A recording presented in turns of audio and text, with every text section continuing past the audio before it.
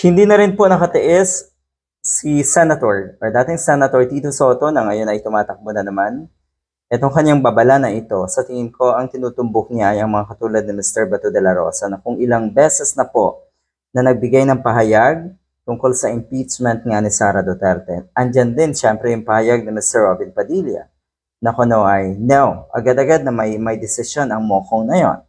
At siyempre kamakailan nagbago itong si de la Rosa na siya ay magiging patas at kailangan niyang protektahan daw ang integridad ng Senado. Nasabi niyo na po. So, feeling ko lang itong statement na ito ni dating Senator Tito Soto ay pumupunto or tinutumbok niya ang mga katulad nga ni Bato de la Rosa at Mr. Robin Padilla.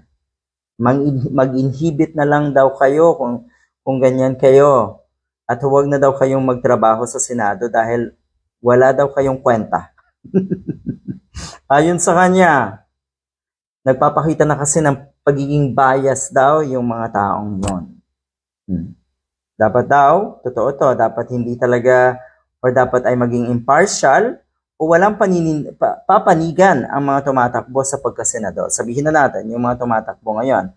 Pero alam niyo naman, binanggit na rin ni Digong na yung siyam na senatoriables ng PDP laban ay dapat manalo para nga maligtas daw si Sara Duterte. So you see, talagang hindi maiiwasan. Talagang tinutumbok na itong si Senator Tito Soto ang mga Duterte.